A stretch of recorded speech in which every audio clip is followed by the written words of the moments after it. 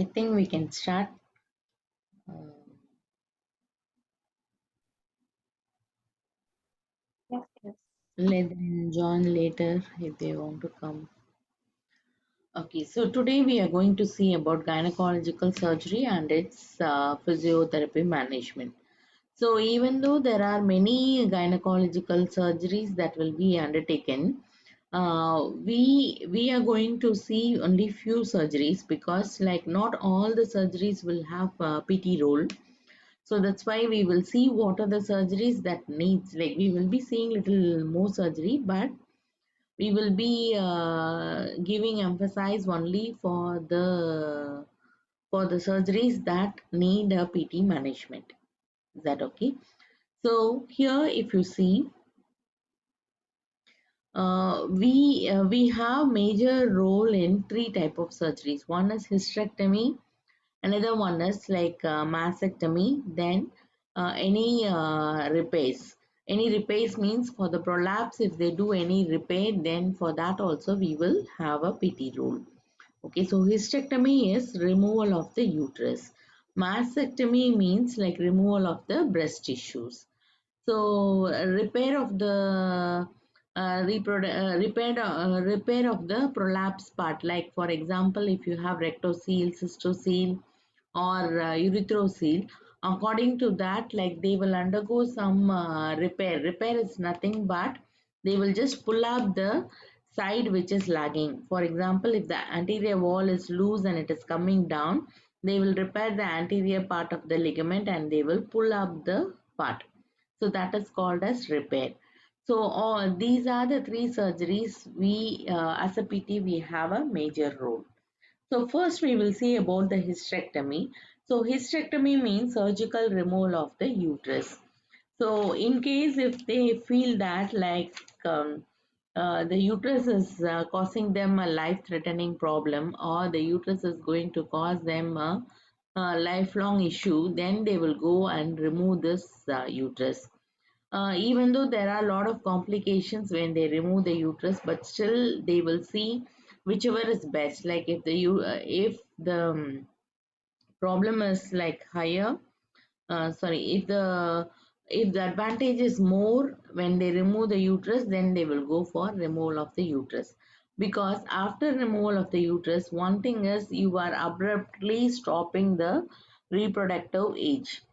Okay, so abruptly you are stopping the particular thing, particular physiological thing that is happening in a woman. Then other thing is, once you remove the uterus, slowly all the hormones will collapse and it will stop. So when it is done by itself, like when it is like slowly stopping by its activity, it will take long time, nearly 4 years for it to stop the menstruation. So for that time, the body will get accommodated to the things. But when we are removing the uterus abruptly, we are stopping the hormone. So this will lead to some other issues also. So that's why when the doctors decide whether to go for removal or whether to maintain the uterus, they will see whichever is beneficial and according to that they will decide. So once they decide to remove the uterus, then that is called as hysterectomy. So the conditions in which they will be going for removal of uteruses, one is uncontrollable postpartum hemorrhage. So after the delivery, if the bleeding is not stopping, it is like uncontrolled and it is keep on having the bleeding, then there is no other, they will try in many other ways to stop the bleeding. So that means they will do a DNC or they will be giving a hormonal pills and they will try to stop the bleeding. But still, if the bleeding is not stopping, it has some internal trauma and it is continuously bleeding, then they will go for hysterectomy. This is one indication. Another one indication is if there is any malignant growth. Malignant growth means like if there is any cancer. So in that case also they will go and remove this uterus. So especially malignant growth means it will be keep spreading. So to prevent the cancer keep spreading to other parts, so immediately as soon as they find it out, they will go for removal of the uterus. Then if there is any benign condition such as dysfunctional uterine bleeding, fibroid and endometriosis. So any benign condition, sometimes so they will be having a unknown reason for bleeding. So instead of getting menstrual cycle every 28 to 30 days, they may get menstrual cycle every 10 to 15 days. So if they don't have any reason for this, if they have a hormonal reason, then they will give a hormonal therapy and they will try to solve it. But if they have an unknown reason, then they will be going to remove the remove the uterus. Then fibroids and endometriosis. So endometriosis means the growth outside the uterus. Fibroid means it is the myometrial layer that undergoes the growth. So all these two conditions also they will undergo hysterectomy. Then prolapse. So if the uterus has prolapsed so severely, that is like maybe grade 4, then they will go for hysterectomy. Okay, so these are the conditions for which they will be doing this hysterectomy. So when they are doing this hysterectomy, they can do it in two ways. One is either through abdomen or through vagina. So either through abdomen, they will cut open the abdomen and they will reach the uterus and remove the uterus, like how they are doing in a cesarean section, or they will be going through the vagina and they will pull out the uterus through the vagina. Okay, so these are the two ways they will be doing the surgery. So again, it depends on the cause on which they are doing the surgery. In case if they have any malignancy, if they have any benign tumor, they want to see what is happening, what is there in the uterus and the surrounding structure, then they will be going for abdominal hysterectomy. Because in vaginal hysterectomy you will be seeing only the camera view. You will not be able to see it through the naked eyes and you will not be able to feel it. So in case of malignancy and benign tumors, they will be doing an abdominal hysterectomy to see whether the cancer tissue has spread to the nearby parts and other thing. So they will be undergoing a abdominal hysterectomy. In case if the uterus is bigger size, then also they will be undergoing a abdominal hysterectomy. So if the uterus size is very small, then they can pull out through the vagina. If the uterus size is big, then they will not be able to pull out through the vagina. So these are the two conditions they will see, and according to that, they will be deciding whether they need to go for abdominal hysterectomy or a vaginal hysterectomy. Is that clear? Okay. So there are some type of hysterectomy. In hysterectomy, you have some of the type.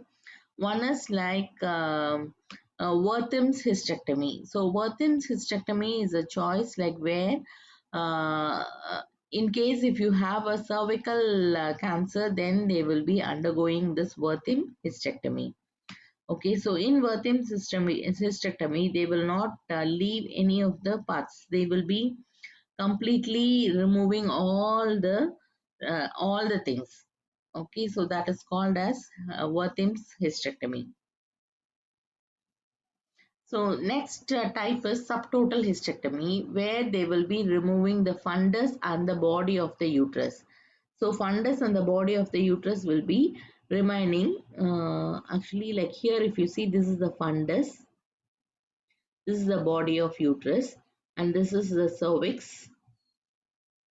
Okay, this is the fallopian tube, then this is the ovary. So here in this subtotal, what they will do, they will remove the fundus, that is the upper part. They will remove the body of the uterus. So they will leave the remaining structure. So that is called as subtotal hysterectomy. So it will be like this. So they will remove only the fundus and the body. They will leave the remaining structure. So this is called as subtotal hysterectomy. Okay, in Wertham's, they will remove completely, like even the cervix also they will be removing it. So that is called as Wertham's hysterectomy. So next is like total abdominal hysterectomy with bilateral salpingo-oophorectomy. So this is, they will be removing the uterus, both the fallopian tubes, both the ovaries. That is completely the complete uterus, ovaries, and the fallopian tube they will remove. So that is called as total abdominal hysterectomy. So here, uh, in case if it is like in case if they have any chance of malignancy, and if there is any chance for spreading of malignancy, so they want to avoid the cancer tissue spreading to the other tissues, then they will be going this total abdominal hysterectomy, so where they will remove all the reproductive organs. So here the problem is they have a chance of prolapse of the vagina, so they will be tying up the vagina to the ligament above, so that it doesn't come down. And since they have removed the complete uterus, there is no chance of secreting progesterone and estrogen. So if they remove this at the early age, they will be given a hormonal replacement therapy, because without hormonal replacement therapy the women will have lot of other problems. So they will be given this hormonal replacement therapy. Okay. So post-operatively after this abdominal hysterectomy, how the patient will be looking like means the patient will be having a abdominal drain. So the remaining bleeding or the remaining fluids, whatever is remaining in the operated site, has have to come out. If it is not coming out properly, then it will cause some complications, like the fluid will be collected in the abdominal cavity and it will be causing some infection. So they want to avoid that. That's why they will be keeping a wound drainage pipe inside the abdomen, and it will be there for 24 hours to 24 to 48 hours. Once there is nil fluid coming out, then they will remove this particular drain, and the patient will be in catheter. So that means for 2 days the patient will be in bed rest, and the patient will be given intravenous fluid. Okay, so all these things will be there, will be present for first 2 days. So as a PT, you will have very less role during the first 2 days. Then later only you will be having other roles. Then like urinary, the risk and complication after this particular surgery is urinary incontinence, because the pelvic muscle will not have a proper hold, and the pelvic muscle will have like may have some weakness, and it will lead to incontinence. Okay, and especially suddenly if you are removing some parts from the pelvic organ, it may damage it. Sometimes it may damage the nerve, and that also will lead to incontinence. Okay, suddenly if you are removing one part from the pelvic cavity, the adjacent organs like pelvis, urinary bladder, and the rectum will not have a good support, and it will be descending down from the position. This also will lead to incontinence. Okay, then there is some chance for like vaginal valve prolapse. So that's why you need to fix the vagina through to a ligament so that it doesn't come down. Then they will have very painful intercourse, and they might undergo go into a depression. One thing is, because of the hormonal changes, they might have this depression. Another thing is, suddenly they are thinking that they are no more fertile, and they will be thinking that they will not be able to give satisfaction to their partner. So all these things will lead to depression. So these are the post-operative complications after abdominal hysterectomy. And abdominal hysterectomy is same like your cesarean section, because like this also is undergone in the abdomen. So majorly our role will be similar to our cesarean sections. Okay, and same like cesarean section, this abdominal hysterectomy also they will be undergoing two types of insertion. One is fenestrial insertion, that is transverse insertion. Another one is midline insertion. So in case if they suspect any cancer or anything, they will be undergoing a midline insertion, so that they will have a wider opening and they will be able to observe the parts. Okay. In case if they don't feel any complication, then they will go for fenestrial insertion. So next type is vaginal hysterectomy.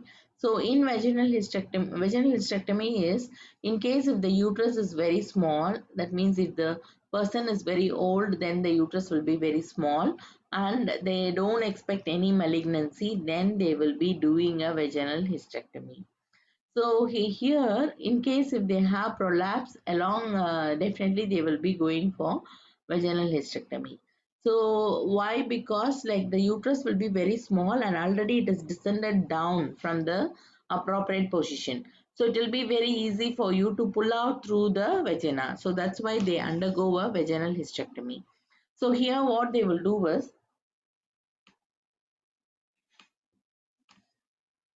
they will be doing a 2 or 3 laparoscopic holes. So in the abdomen, they will be doing a 2 or 3 laparoscopic holes and they will be inserting a small camera through that. Then they will be cutting the they will be cutting the uterus attachments through this laparoscopy. Then through vagina, they will just pull out the organ. Okay, so they will be putting 2 or 3 holes in the abdomen, and through one hole they will be inserting a camera. So they will be monitoring all the things in the monitor through the camera. Then with the other holes they will be inserting blades inside that, and they will cut all the uterus attachments, and whatever part they want to cut, they will be cutting it through that. Then they will just pull out the organ through the vagina. So this is called as vaginal hysterectomy. So this is similar to normal delivery, but they might have bleed for 1 to 2 days, and they might again have a drainage through the vagina. Okay, so they might have a drainage through the vagina. Then they have to use a catheter. Sometimes they will be using a suprapubic catheter also to drain the because they will not be able to walk for first 2 days. So they will be given a urethral tube through the suprapubic region or through the urethra. Okay, and here if you see, since like the surgery will doesn't have much of muscle cut, so the persons may be able to walk within 1 day. Okay, and most of the time they will be discharged on the day 5. But in case of abdominal hysterectomy, they will be discharged on the day 7. Again, depends on the complications and other things. So major complication that we can expect after vaginal hysterectomy is they might have hematoma in the vaginal vault because like they will be undergoing a cut over the vaginal vault and they will be pulling out. So there is more chance for hematoma over the vaginal vault. So next type of surgery is, so these are the two hysterectomy surgeries like vaginal hysterectomy and abdominal hysterectomy. Apart from this, they do certain surgeries in case if they want to retain the uterus and they just want to solve the problem, then they will be undergoing few surgeries. So this depends on the age of the person. If the age of the person is very less and if they don't have any children, they wanted to have a children, so they want to maintain uterus and they may go for other repairs or other surgeries. So those surgeries are, first is laparoscopic assisted vaginal hysterectomy. This is same like above. It needs very shorter hospitalization and it needs very lesser anesthesia. Okay, and post-operatively also sometimes maximum within 3 days the patient will be able to get discharged. Okay, this is same like our whatever we have seen above. Then next is like oophorectomy. Oophorectomy means removal of the ovaries alone. So this is through fenestrial incision. They will be cut open the abdomen and they will be removing the ovaries alone. So sometimes they will remove bilateral, sometimes they will be removing only one. So again, this is depends on the problem it is causing. So sometimes it may have lot of cyst in it, and because of the cyst, the person is having abnormal menstrual flow, or the person is not able to get conceived because of the ovary and other thing, then they will be going to remove the ovaries. Okay, so it is depend on the problem. They will be doing either one or they will be doing both the ovaries. So that is called as oophorectomy. Next is ovarian cystectomy. So here they will not remove the ovaries, they will just remove the cyst alone. So they will be saving the ovary for the fertility. Okay, so here only the cyst they will be opening and they will be removing the cyst alone. This can be done through vagina. Then sometimes they will be repairing the ovarian cyst also. Okay, so when they are removing the cyst, so again it depend. It has two ways. One is either they will remove the complete cyst or they will be draining out the cyst. Is that clear? So they can drain out the cyst or they can just remove the complete cyst from the ovaries. So this is called as ovarian cystectomy. Okay. So next is salpingectomy. So in case the fallopian tube is causing some problem, then they will be removing the fallopian tube. So maybe they have any ectopic pregnancy, and this ectopic pregnancy is damaged the fallopian tube and they want to remove the fallopian tube, then they can go for removal of the fallopian tube. Sometimes it may have some infection. So the fallopian tube may have some infection and that may be hindering the fertility process. So then they will be removing the fallopian tube. So again it depends on whether they are going for single or they are going for double. If they want to go for double, then they have to see how to manage the pregnancy. Okay, so in case if the women is of younger age and if they want to have children, then they have to preserve the fertility. So in that case, when they remove the fallopian tube, they will be seeing what alternative they can do. Okay, to maintain the fertility. This is one thing. Another thing is when they have infection, sometimes like it may be because of TB also they may have infection. So because of tuberculosis, the fallopian tubes may get damaged and they may get infected. So for that also they will be removing. So again here they will be deciding according to the age of the person, again depending on the need of the person. They will be undergoing bilateral fallopian tube removal or unilateral fallopian tube removal. And next is myomectomy. So here they are going to remove the fibroids. So if they have a lot of fibroids and they don't want to remove the uterus, they want to maintain the uterus for fertility. So they will just remove the fibroids alone. So this can be done through the fenestrial insertion. Okay, so they will open the abdomen and they will just remove the fibroids alone. Next is vulvectomy. So vulvectomy, again it is for cancer of the vulva. So in case if this cancer is spread to the vulva, then they will be doing this vulvectomy. So here they will be removing the vulva tissue down to the bone and fascia. That means completely from the complete muscles they will just remove up, scape up and they will remove the tissue. Okay. So when they are removing the tissue, they will be removing along with the lymphatic channels or lymphatic till the lymphatic node they will be removing it. So that is called as radical vulvectomy. So if they leave the lymphatic channels, then they might have a secondaries later. Secondaries means secondary complication, that is like cancer later. So that's why they want to remove completely. Is that clear? So here after removal of this, there is more chance of wound infection, because once you remove the vulva tissue, then there is no chance for the lubricant secreting, and this lubricant is more acidic in nature, that will be maintaining the acidic nature of the vulva, so which will lead to a blockage of any infection or anything. So once they remove this, then there is more chance of vaginal infection. So there are like high chance of complications like wound infection or lymphedema, because you are removing till the lymph nodes. Then if there is any block to the lymph nodes, then it will may cause lymphedema of both the lower limbs. So there may be some urinary incontinence and sexual dysfunction after this particular surgery. Then simple vulvectomy. So simple vulvectomy is just superficial removal of the vulva tissue.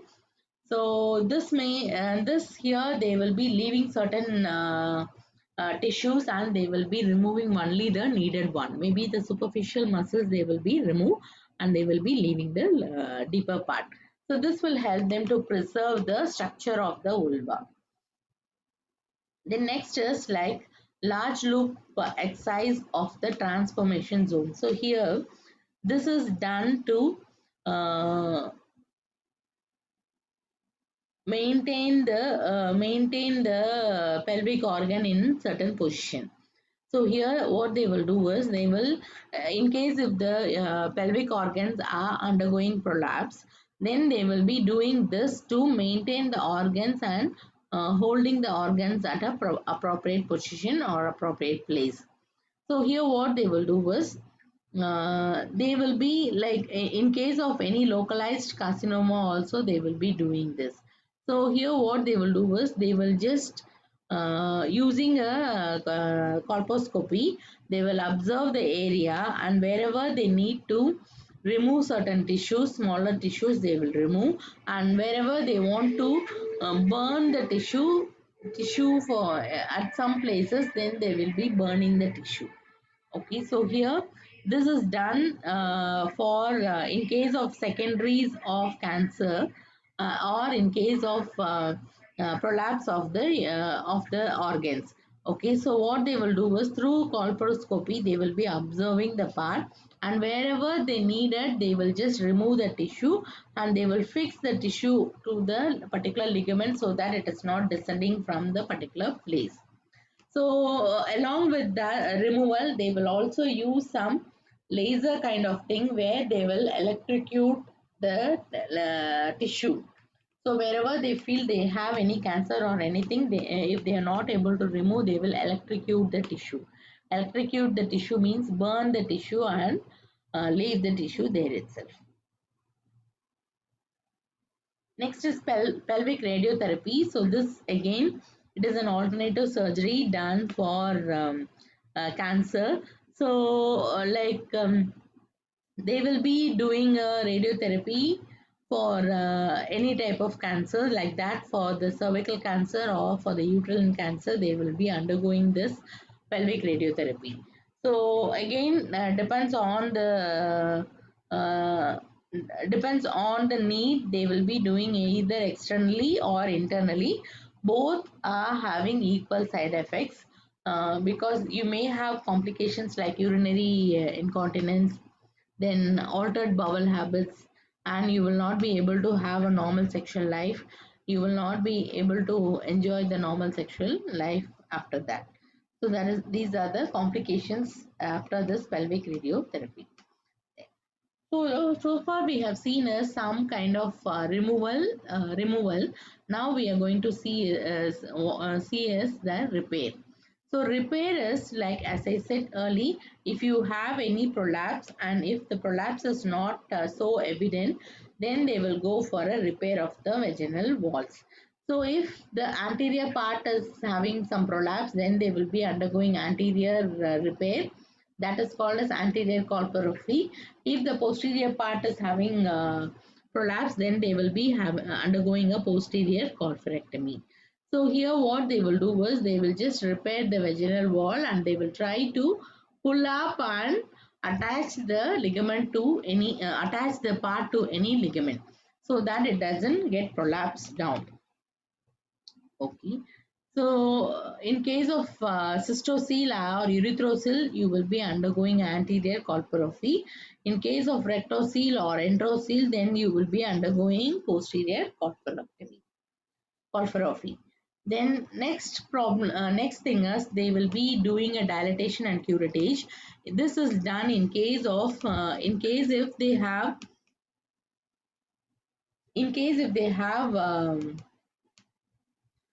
continuous bleeding and they don't know what is the reason for bleeding, and they want to undergo a diagnostic thing to check what is there in the inside the uterus and why it is causing bleeding, then they will be doing this one. So this is nothing but cleaning the uterus. So dilate the uterus, then you need to use a spatula kind of things and you scrape off the remaining tissue.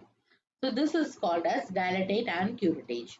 So they will dilate the vagina and they will use a spatula kind of thing and they will irritate the endometrial layer and they will remove all the endometrial layer. So this is called as DNC. So this is normally done for a diagnostic purpose, whether to check whether they have any cancer tissues or polyps or anything after the delivery or after anything if the bleeding is not stopping. Okay, and if they want to do a abortion, medical abortion, then also they will be doing this DNC. Then next is endometrial ablation.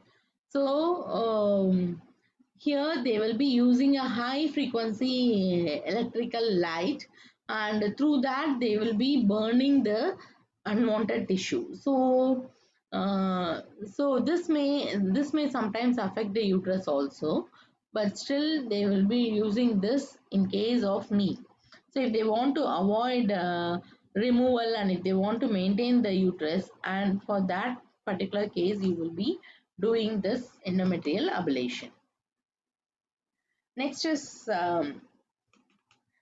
hysteroscopy. Hysteroscopy means like endoscopy, same like that. The scope is passed through vagina and it is introduced through uterus, and they will be observing what are the changes that is happening inside the vagina as well as inside the uterus.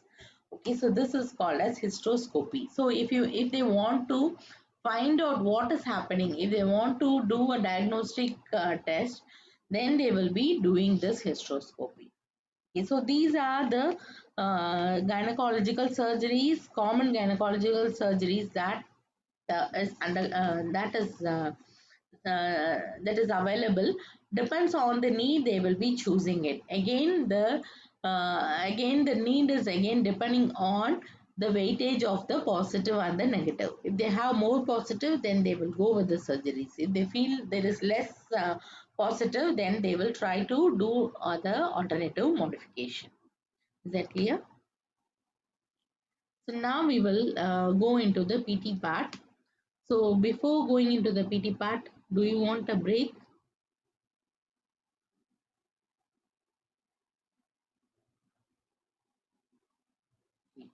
So the time is 9:05. So we will meet up by 9:10. Is that clear? Okay, Miss.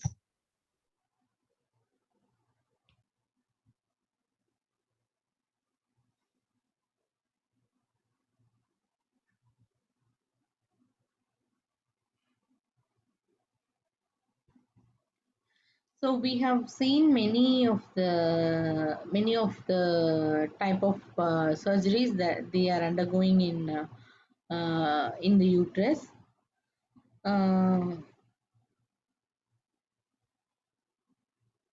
But majorly we are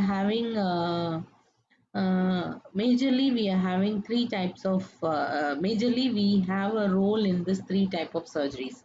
So that's why the three types of surgeries we are seeing it. So one is vaginal hysterectomy, that is hysterectomy may be through vagina or through abdomen. So in both the cases we will be having a major role. Then mastectomy. So here mastectomy, the problem is they will be removing the breast tissue. So when they are removing the breast tissue, they will be removing along with the lymph nodes. So when they remove along with the lymph nodes, it is called as radical mastectomy. So in this case, they may have some blockage in the lymphatic channel, and this may lead to lymphedema. So our major role will be in the reducing the lymphedema or preventing the lymphedema. Is that clear? So first is like here, vaginal hysterectomy is same like our normal delivery, and abdominal hysterectomy is like our cesarean section. So we can use the same protocol which we are using for the normal delivery. So that means like in the vaginal hysterectomy, we need to concentrate more on the pelvic floor muscles. In abdominal hysterectomy, we need to concentrate more on the abdominal muscles. These are the major difference between these two. Since they are doing through the vagina, the vaginal muscles will be very weak. That is, the pelvic floor muscles will become very weak. Since they are doing through abdomen, definitely abdominal muscles will be very weak. So that's why we need to concentrate on this, emphasize more on these two muscles. So other than that, remaining everything will be same. The assessment and the management will be same. So like normal other surgeries, we will be having pre-operative and post-operative. So why do we have pre-operative and pre-operative means we can teach them the exercises that we have to do post-operatively. So this we will be able to prevent certain complications, especially respiratory complications. So we have to give emphasis so that like they will be start doing the exercises from immediately as soon as they come out of the surgery, or as soon as they come out of the anesthetic effect, they will be doing the they can do the exercises. So this will help you to prevent lot of complications. So that's why we emphasize more on pre-operative care.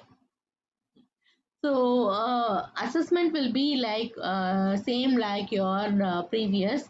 So you will be having lot of subjective assessment like history taking. You have to get all the details through history taking, and when you are doing objective, you need to do posture, muscle power, range of motion. Along with that, you have to check your respiratory also. That is, respiratory means regarding the air entry, regarding whether there is any secretion present in the lungs, whether the lungs are working normal, whether they are able to breathe normally. All those things you have to check. What is the respiratory rate? So along with the normal assessment, you have to do add up some of the respiratory part also. So pre-operatively, what are the things we will be emphasizing is, first is get the history. So in the history, you will be getting morely of gynecological history, so that you know what are the problems they undergo. Okay, so that one they will be checking. So in the history, you will be having past history, present history, then obstructive history. They will be seeing what, how many children they have, all those things. Then gynecological history, they will see whether the hormonal, whether they had hormonal imbalance, whether the menstrual flow, everything is normal or irregular. All those things they will be checking. Then surgical history, whether they have undergone any other surgeries before this, whether they have undergone any other abdominal surgery or any other surgeries before this, may be related to this problem or not related to this problem. So that will be your surgical history. Then management for anything, medical management, surgical management, or PT management, whether they have taken anything. So this all will be coming under the history taking.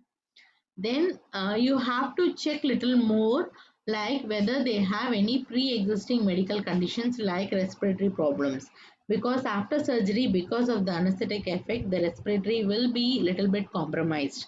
So to know that, you need to know whether they have any prior respiratory problem, prior respiratory problems. Okay. Then you need to see like whether they have any mobility problem. That means whether they will be able to turn in the bed by themselves, they will be able to sit in the bed, or they will be able to stand up and walk. How much is their mobility? Because you need to mobilize the person as early as possible to avoid complication. So if they are in the bed for a long time and taking rest, definitely it will end up in lot of complication. So that's why you need to avoid complications. So you need to check what is the mobility level before the surgery. Then whether they had back pain. circulatory problem like varicose veins or any other circulatory problem, diabetes, constipation. So all these things you have to know so that you can put more emphasis on the respiratory part or on the needed part. Then you want to know whether they are a smoker. If they are a smoker, whether they have cough, because smoker people definitely they will be having a smoker's cough. So after surgery, if you don't teach them splinted coughing, then they are going to cough and they are going to loosen the sutures, and the sutures may get infected and later end up in some other problem. So you need to check on this. Then the proposed surgery and its indication, because according to the indication you have to give awareness. For example, if they are doing a subtotal hysterectomy, then there is more chance for the remaining parts descending down or getting prolapse. So you need to create awareness, and you have to ask them to do a lot of pelvic floor exercises so that they don't get the prolapse later on. Okay, so you want to know what is the surgery they are doing and what is the indication. So according to that you can create the awareness, or according to that you will be able to uh, according to that you will be able to find out what is you will be able to know what you are going to educate to the particular person, or how you are going to educate to the particular person. Then regarding the continence, because after surgery, in case if they are doing a vaginal hysterectomy or vaginal type of surgery, they may have increased urinary incontinence. So before the surgery, how they were. So that one you have to know it. Then previous surgery and previous PT management for that, any other relevant problem they had. So next is, what are the pre-operative instruction you will be giving and how you will be preparing for the person. So you have to give emphasize that they are supposed to do these exercises immediately after the surgery. Okay. So they are because like you will be giving emphasis on respiratory circulatory part, because these two are the major complications you will be getting after the surgery. So this two only you are going to give more emphasis. One is respiratory, another one is circulatory. Okay, so respiratory is, first thing is you have to teach them how to cough and huffing. So how to cough, how to do huffing, then breathing exercise, then ACBT, that is active cycle of breathing technique, then postural drainage in case if needed. So these things you will be teaching them so that they don't get like they don't have the problem respiratory problem later. So they have to start this exercises immediately after they come out of the surgery or come out of the anesthetic effect. Then next is like respiratory thing. Respiratory is to prevent the respiratory complications like deep vein thrombosis. So they need to do a continuous ankle toe movement or the vigorous ankle toe movement so that they don't have the problem. If they are more prone for the problem, if you find that they are more prone for this particular problem, then you can ask them to wear anti-embolytic stockings. So when they wear this anti-embolytic stockings, it will help them to prevent the problems. Then last thing is like bed mobility. So you need to teach them how to turn, how to sit in the bed, how to stand up from the bed. So this is very important, because after surgery they will be lying down in the supine position for a long time. Okay, so in this case, like you need to teach them how to turn and how to get up in the bed and how to at least sit in the bed. So as early as possible, they should be able to perform this and they have to come up in the bed. If they are just lying down for a long time, they will definitely end up in respiratory problem, because if they are lying down for a long time, the lung will be in a dependent position, so that like it will not do a good effective breathing technique. So this will lead to respiratory complication. Okay, so emphasize on all these three things, and you have to keep on stressing what is the need for this so that they are doing this particular exercises immediately after coming out of the bed. Okay, So like in bed mobility, you can also teach them, you can also give the modification or assistive devices near to the bed so that they can hold that bed, particular assisted device, and they are going to come out of the bed. So like a side railing or a hand railing or anything like that. Or if they don't have anything, you can also tie a small ribbon kind of in the bed so that they hold that and get up. Okay, so this is very much important so that you prevent them from major complication. Okay, so these are the three things you will be giving more emphasis during the pre-operative. Okay, so respiratory problem, circulatory problem, and bed mobility. Okay, so these are the three main things. Other than that, you need to teach pelvic floor muscle exercises. So for that, you can assess the vaginal muscle power if you want. Then you have to teach them pelvic floor exercises. So this pelvic floor exercises, we have slow phase and fast phase, and mixed phase. So all three things you can teach them, and all three positions also you can teach them according to the muscle power. Then next is abdominal muscle power. So majorly, like after surgery, the abdominal muscle power will reduce little bit. So if they are able to maintain muscle power 5, then it is easy for you to maintain the muscle power after surgery. Okay, so you need to check their muscle power and you have to teach them according to the need. So in case if they have muscle power 2, then to teach them muscle power 3, 4, 5 and make them to do. If the muscle power is 1, then accordingly you have to teach them and improve it. Okay, so this is again the next important part. Then posture and back care. So posture, as usual, because if they are undergoing abdominal surgery, because of the surgery, because of the weakness of the muscle, they will be undergoing a stoop posture. So this one they are definitely they need to avoid, because if they are undergoing a stoop posture, the main problem is the lung will not expand fully, and that will end up in a lot of complications. So to prevent that, you need to emphasize on good posture, so which is very very essential. So other than that, you need to teach them how to get up, how to sit in the bed, how to get stand, how to bend. All those things you can teach them. So all this above posture, pelvic floor, abdominal, and postural back care, we have already seen in the post-operative exercises. So that's why we are just rushing up. Okay.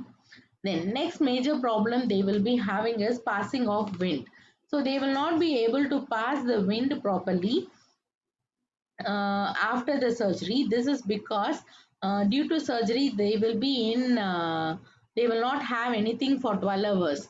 So not even they will not even drink water. So this will keep the complete abdomen completely empty. So immediately after they eat any food or after they drink anything, this gas will be present and it will be causing lot of discomforts when they are coming out. Because of hypo, they will have less power to push out the gas outside. So this whenever they are passing the gas, it will be causing lot of discomfort to the patient or to the attender. So you need to teach them how to do it. Okay, or you need to give some exercises so that this wind is passed outside. Okay, so exercises like lower limb exercises will help you to bring out the secretion, and it will help them to remove, sorry, not secretion, bring out the air, and it will help you to remove the air.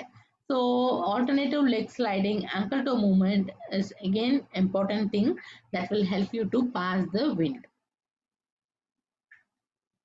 Next is post-operatively. So post-operatively, same thing you are going to do, but you are going to progress slowly according to the improvement.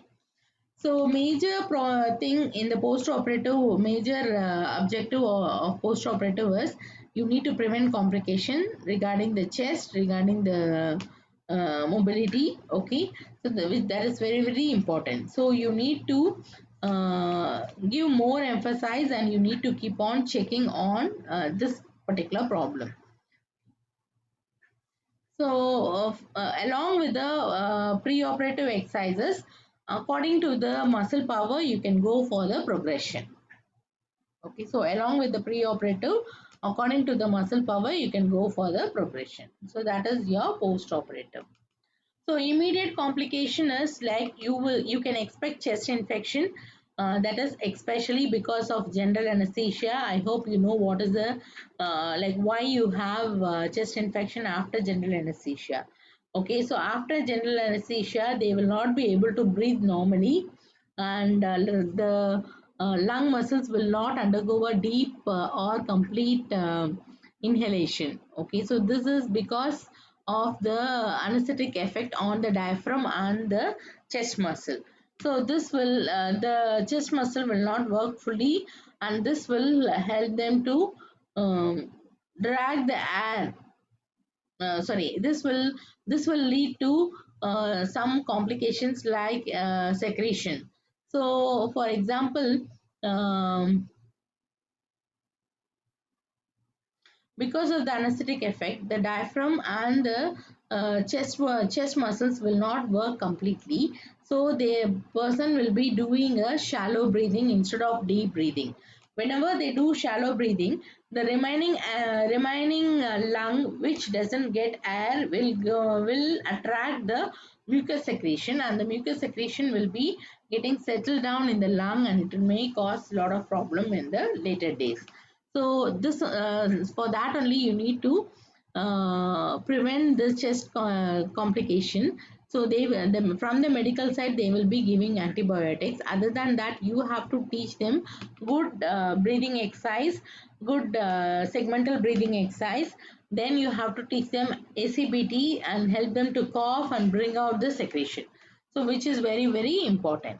Okay, then DVT, ankle toe movement you have to do, and you can prevent the problem. Wound infection, proper supportive movement will help you to prevent the wound infection. Then voiding and defecation is very very important, because after surgery they may not be able to defecate normally. So you need to train them for defecation. Maybe teach the proper diet. If they take proper fiber diet, then the abdomen will get full, and it will be trying to push out the unwanted material. So you need to teach them proper food habits and defecation techniques, so that you can avoid this particular problem. Then following this, if they are not having any complication, then they will be discharged according to the plan.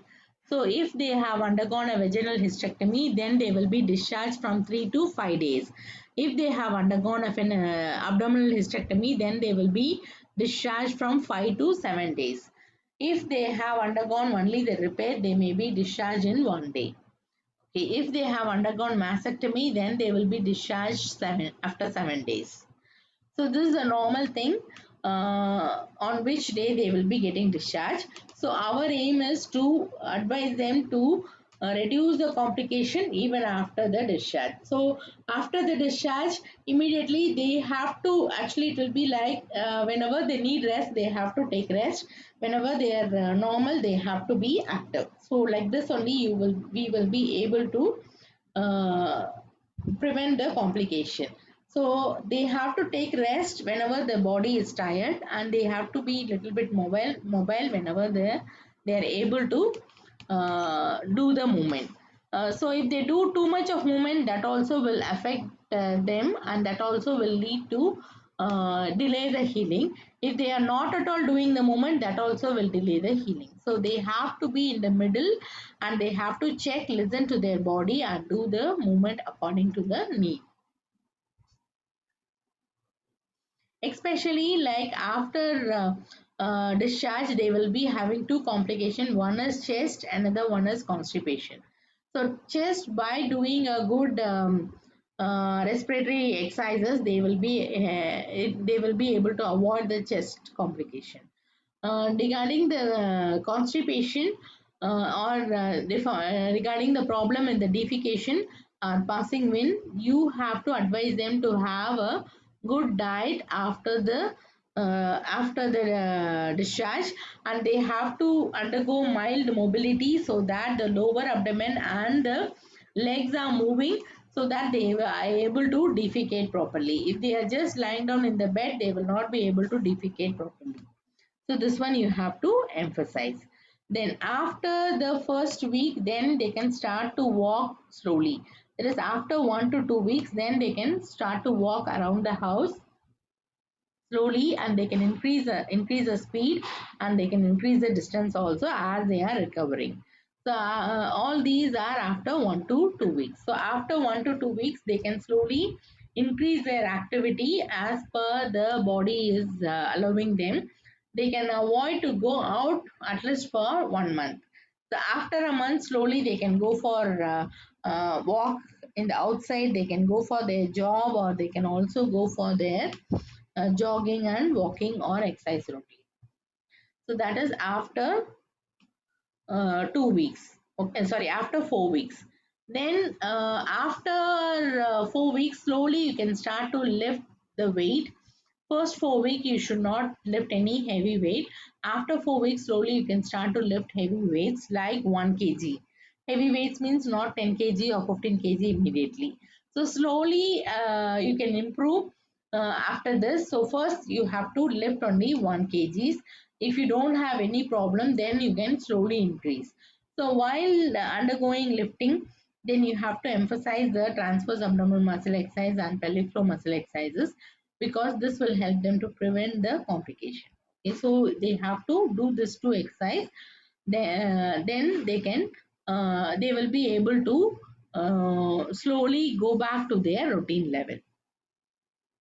Yeah. After 4 to 6 weeks, they can slowly go for driving and other thing. So that means after 6 weeks, they can go for their job. So 6 weeks is nearly 1.5 months. So after 1.5 months, slowly they can go back to their job and do their activities. That's why we can allow them driving. Then after by 6 weeks, almost they will be able to do a lot of their household works. Then after 6 weeks, they will be able to go for their job also. So by 6 weeks, you will be able to do almost all the works in their house. Then after 6 weeks, they can go for all the aerobic exercises, and if they want to go for swimming, if they want to go for jogging or any other aerobic exercises, they can do it after 6 weeks. Then sexual activity can be resuming after 6 weeks. Initially, they will be having painful intercourse because of the scar tissue, and there will be lesser lubrication, and there will be lesser interest to the women. So the partner need to do a lot of foreplay to reduce the anxiety, reduce the tension in the women, as well as to increase the libido. Then this increase in the libido will help them to increase the lubrication. So in that way, they will be able to improve their sexual life. So all these have to resume only after 6 weeks. Then lifelong, they are supposed to do pelvic floor exercises, because once they have done any surgeries, some of the body parts may not be stuck to any ligament. Like for example, if they are leaving the fallopian tube and removing only the body and the fundus, then the remaining part will be hanging. They will not have proper support, so they may descend at any time. So to avoid that, you have to definitely undergo pelvic floor exercises lifelong. That is a must or mandatory one. Okay, so lifelong they are supposed to do the pelvic floor exercises, and they are supposed to remain active, avoid constipation and lifting very heavy weight. So this is very important for the pelvic floor. Then they are supposed to maintain the body weight. If they are not able to maintain the body weight, then they have to go for aerobic exercises and other treatment. They If they are not maintaining the body weight, then they will not have a proper hormonal support. So that's why they have to avoid weight gaining, and they have to reduce the weight after 6 weeks. So this lifelong they have to maintain this. So lifelong they have to maintain the pelvic floor as well as the weight of the person. So this two they have to just do throughout their life. Is that clear? So any doubt? We will see some of the videos so that we will get more idea.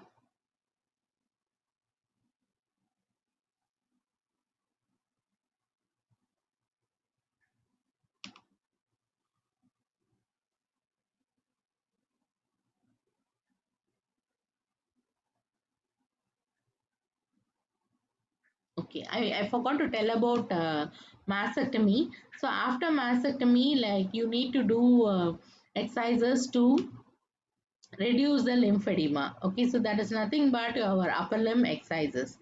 Anyways, I will show you that.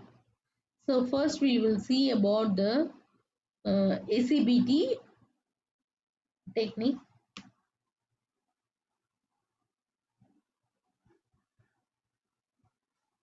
Active cycle breathing technique. It is a three-phase cycle. The first phase is breathing control. Place your hand on your stomach. Active cycle of breathing technique. It is a three-phase cycle. The first phase is breathing control. Are you able to see the video? Yes, miss. Place your hand on your stomach and take a relaxed breath in through your nose and a relaxed, gentle breath out through your mouth. You want to be looking not to expand into the chest, but to expand into the stomach on the breath in. If you find on the breath out it is difficult with an open mouth, you may prefer a pursed lip breath. Repeat this for 5 times. After the 5th, move on to phase 2, the thoracic expansion exercise. Here, place your hands onto your rib cage. Take a longer, deeper breath in through the nose, and then open the mouth and take a gentle, long breath out through the mouth. During this phase, you're looking to get the movement of the ribs out, like so, and then come back in again on the breath out. Again, on the breath out, if you find it difficult with an open mouth, purse your lips together, and this will make it easier. After the 5th, you can either go back to phase 1, the breathing control, or move on to phase 3, the forced expiratory technique.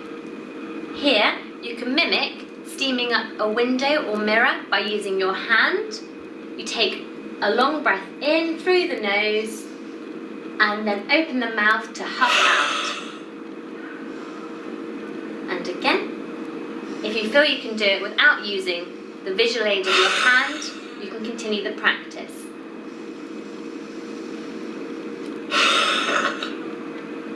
You can do it by taking a smaller breath in through the nose and a longer huff out through the mouth, or a longer breath in through the nose and a short, quick huff out through the mouth. At this point, you may feel the need to cough and clear.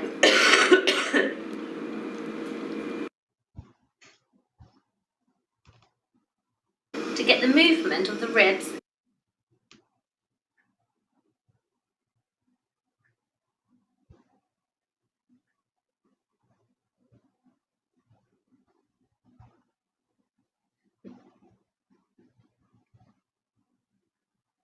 Next is segmental breathing.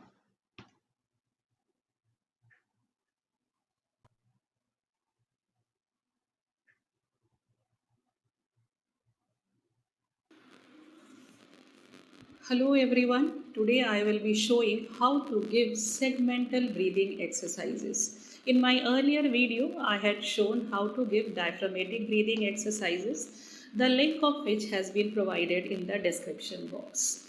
Segmental breathing exercises is given with the purpose of expanding the hypoventilated areas of the lung or the segments of the lung whose expansion is affected because of certain factors like pain and muscle guarding following surgery, atelectasis, pneumonia, pneumothorax, etc.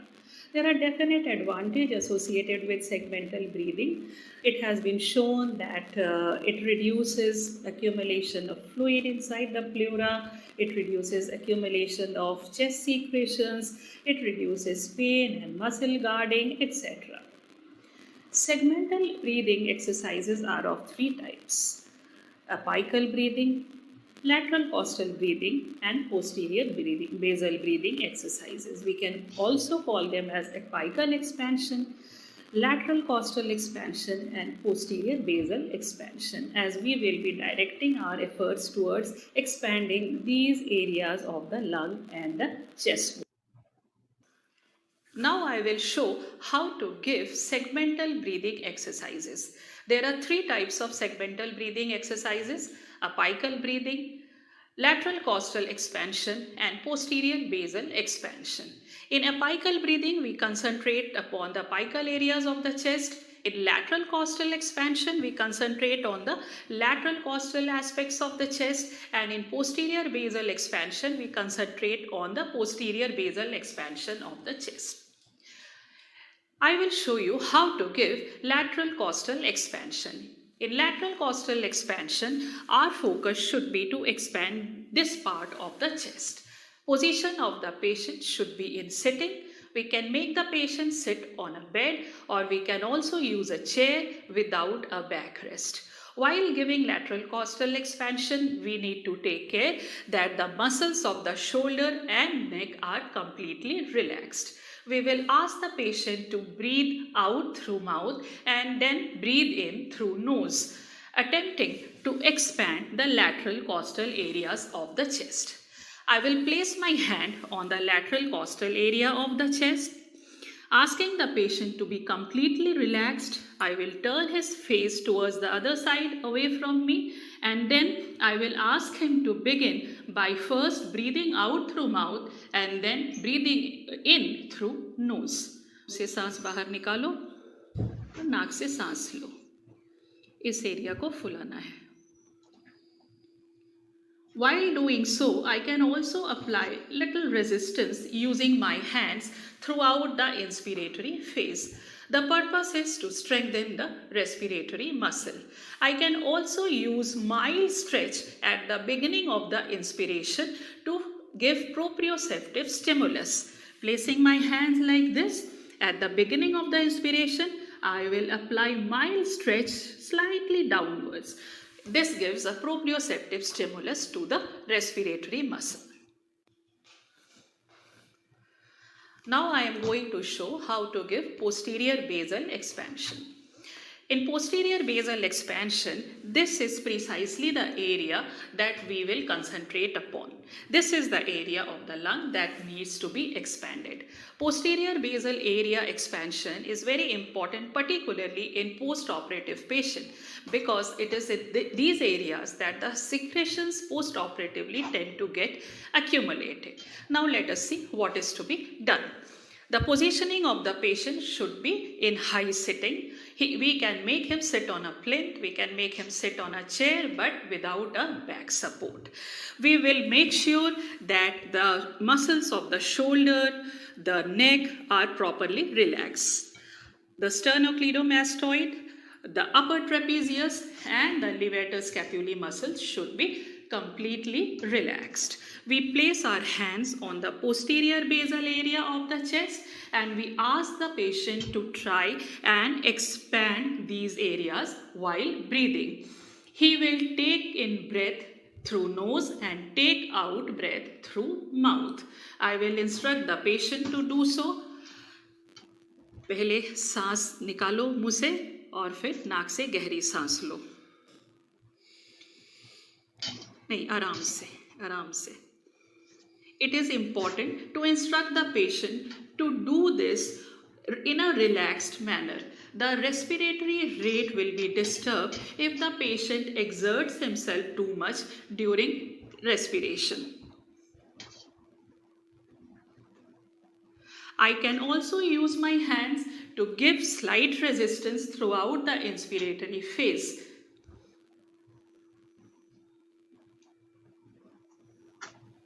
The same resistance can also be used can also be given using a belt. During inspiration, the belt should be wrapped around the chest wall and it should be slightly tightened.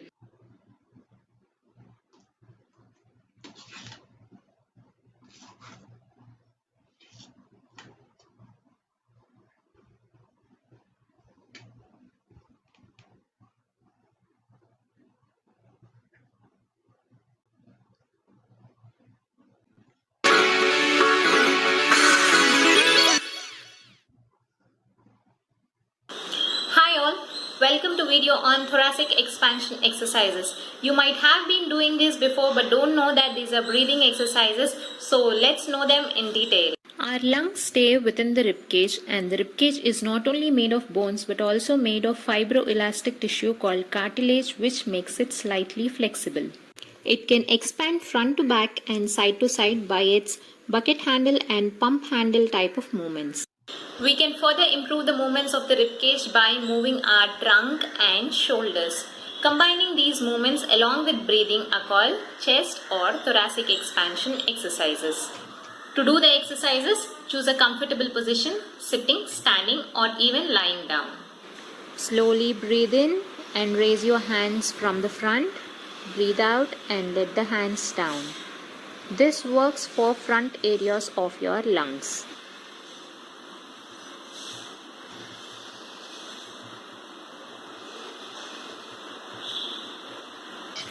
For sides of your lungs, raise your hands by the side of your body while you breathe in. Breathe out and bring your hands down.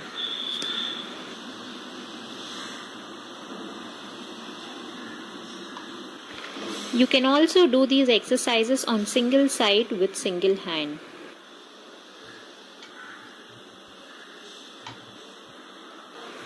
Use of both shoulder and trunk movements with breathing can further increase the lung expansion.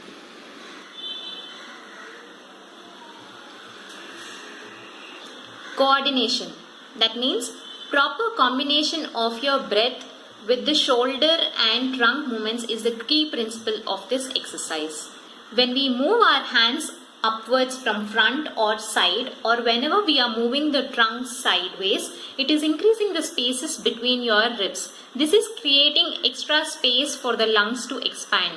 Making use of this, we are breathing in more amount of oxygen. Similarly, when we move our hands down, the space in between the ribs reduces. This gives a slight squeezing effect on the lungs. This helps us to remove carbon dioxide efficiently from our lungs and gets our lungs ready to inspire more amount of air or oxygen in the next breath. The benefits are not just the movement of oxygen in and out of the lungs. These exercises also maintain or improve lung volumes and ribcage mobility. Before and after any chest or abdominal surgery, these are some of the mandatory exercises. Chest expansions when followed by coughing helps in clearing of phlegm and mucus accumulated in the lungs. By this exercise, you can breathe in more amount of oxygen and also can remove more amount of carbon dioxide from your lungs efficiently. Do it the right way, enjoy the benefits. See you in the next video. Until then, take care.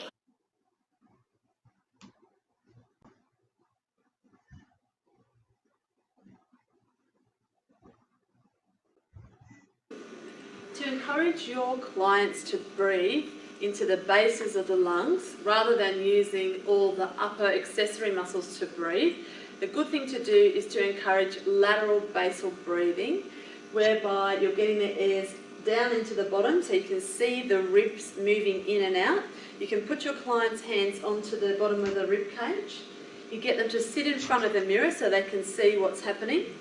As they take a deep breath in, you'll be able to see the fingers moving apart from each other, and that will definitely show you that the bottom of the rib cage is gently moving away and back in again. You don't want to see people lifting the shoulders up and down. You don't want to see neck muscles activating. You want them to encourage the deep breathing down into the bases of the lungs. Another way of doing it, if they go like that and they've got a sore neck or shoulder in the first place, another nice way to do it is to get a towel or a band of sorts, Wrap it around the bottom of the rib cage and just gently pull so you've got a bit of resistance for a bit of feedback. Then as you're taking a breath in, you'll feel the band pulling against your ribs, so using it as a bit of feedback, and you can see it moving as well. The hands will move in and out as you take a nice breath in and out. So that's one way. This is a lovely thing to do at home as well, get people to breathe into the bases of the lungs. Best gas exchange, best oxygen uptake, you'll feel much better afterwards.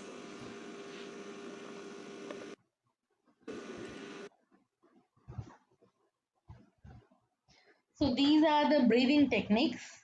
So we don't need to teach everything. We need to see which is needed for the particular person. Then that one we have to teach them. Next is like bed mobility exercises.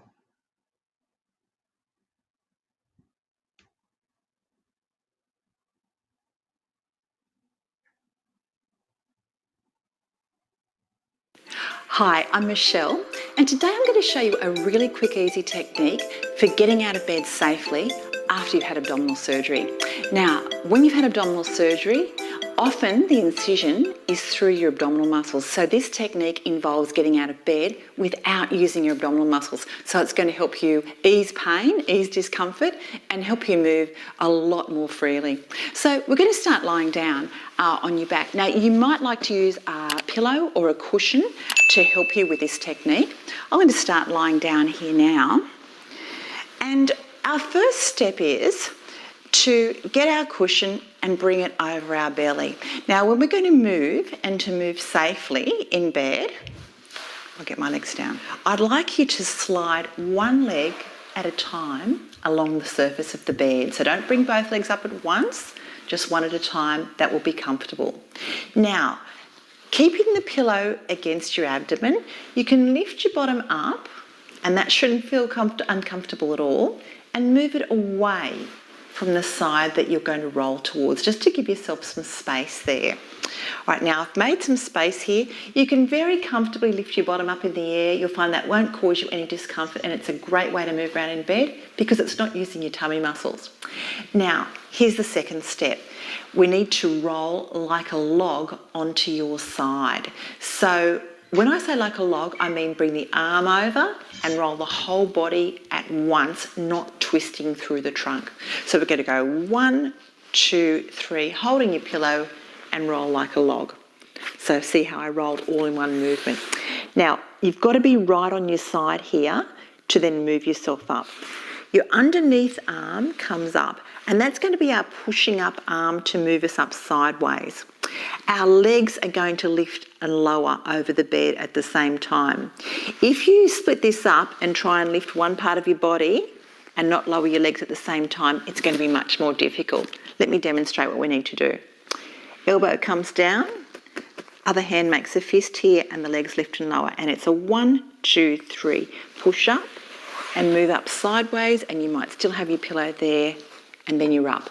That didn't use my tummy muscles, it used my momentum and muscles in the side of my body to then actually lever myself up. So you can see, I'll just repeat that one more time. So coming back onto the side.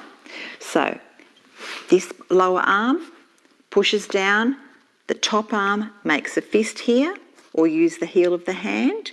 At the same time, the legs swing up and over, and then you're going to move like a pendulum. 1, 2, 3, and bring your shoulders forward as you come up. And there you are. The slower you do that, the harder it is. And there you are. To get back into bed or to get back into lying down, it's exactly the opposite. And I'll get rid of the pillow this time. I'll use that for my head. Basically, you bring your arms down, and you're not going to lie down then and try and lift your legs up because that's going to feel way too hard. You do it again all together in one movement. So the hands come down and lie down onto your side, all in one movement. Then we don't, again, twist through our trunk and twist through our wound. Rather, roll like a log, come onto your back, and then use your bottom muscles, reposition to get back into position like that. So there you have it. I'll come onto my side and come up. Okay. So we have few more videos regarding the bed mobility. So we will continue in the next class. So thank you. If you have any doubts, then you just WhatsApp me or we can discuss in the next class.